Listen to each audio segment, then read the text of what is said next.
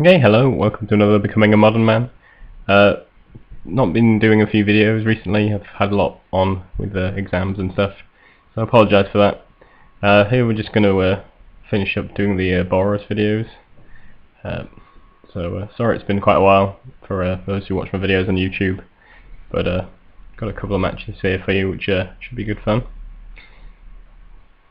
with the Boros deck. Actually, I'll show you the list.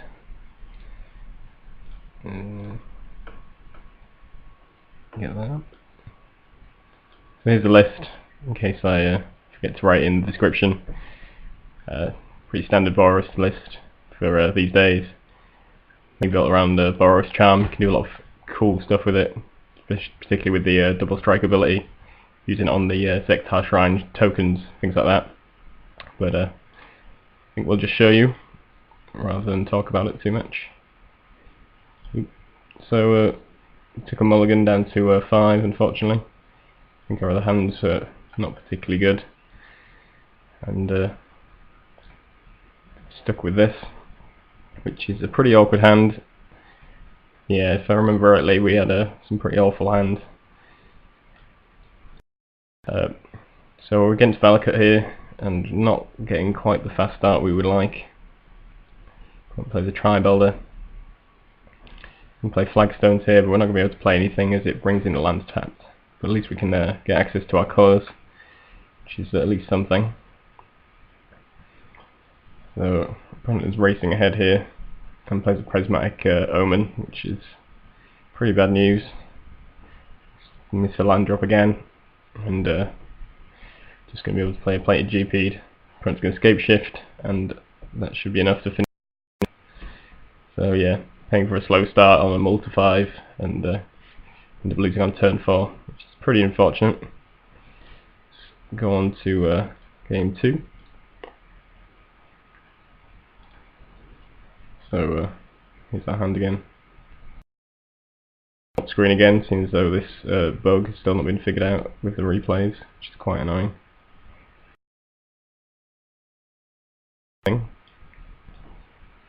So this is a pretty decent opener. You can lead off with a Goblin Guide.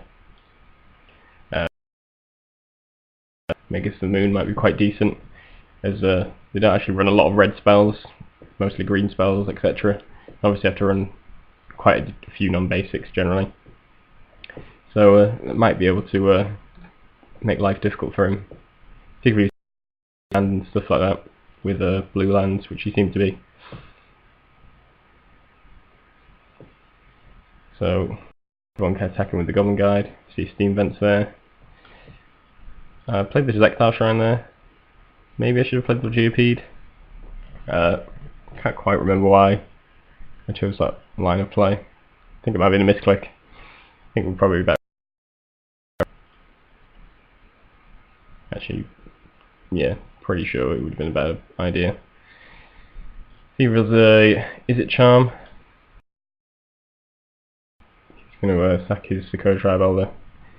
We're going to play the Plains and play out the Magus of the Moon. Oh, actually, we're going to go GP Sphinx here. Oh, yeah, that seems reasonable. Particularly if we draw a land, that could be pretty powerful. But have to be wary of Pyroclasm and such. Unfortunately, we don't draw a land here, so we're just going to have to attack. We've got a basic mountain off the top. He's got a basic forest actually, so Magus of the Moon maybe not that exciting. Gonna play it anyway though. Seems though we've not got a whole lot else going on. But he's got good access to his cards, and yeah, the Pyroclasm there. He was hurting a little bit. So we'll play it on my guide, and we'll play it GP'd. Glad to draw the guide, so that allows us to keep on some pressure. We'll play the Titan, which is not good news, and plays Valakut.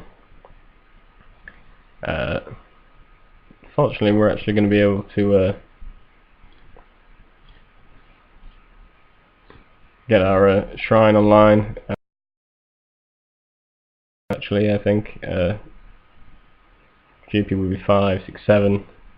Also got Zektar Shrine, which will be activated, so he'd have to, if he blocked there, he'd still take 1 damage, and we've got the shard volley just in case. So yeah, looked pretty bad for us, but we managed to just eke it out there, thanks to him being on 7 life and finding the land to be able to use.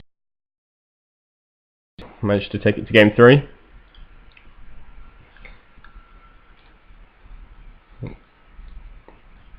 Continuing to be upside down. So here is an opener.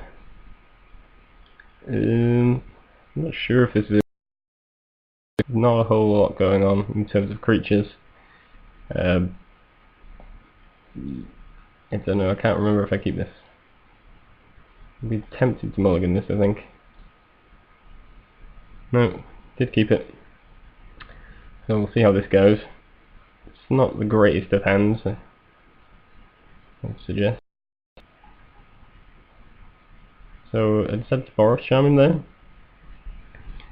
I don't know why I didn't play the Zectar Shrine.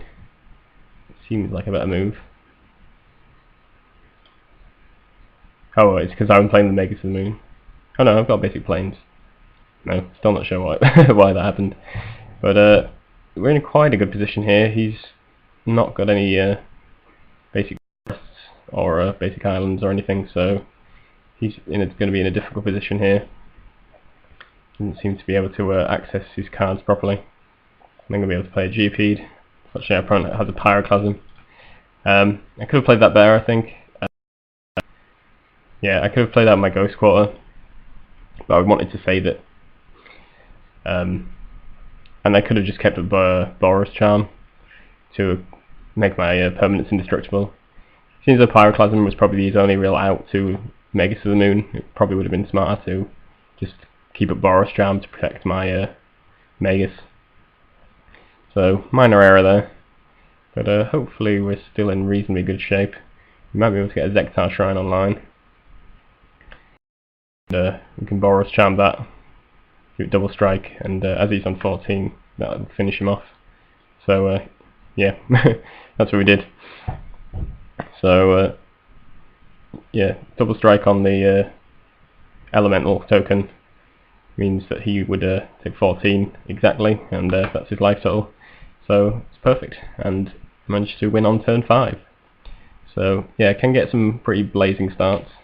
Valakut generally should be a pretty good matchup, seems though they don't run many creatures, so it's very difficult for them to interact with you in the early stages of the game, which is where you really thrive. But have to watch out for cards like Pyroclasm and try and play smart, and hopefully draw into quick hands that work out for you. So yeah, that was that.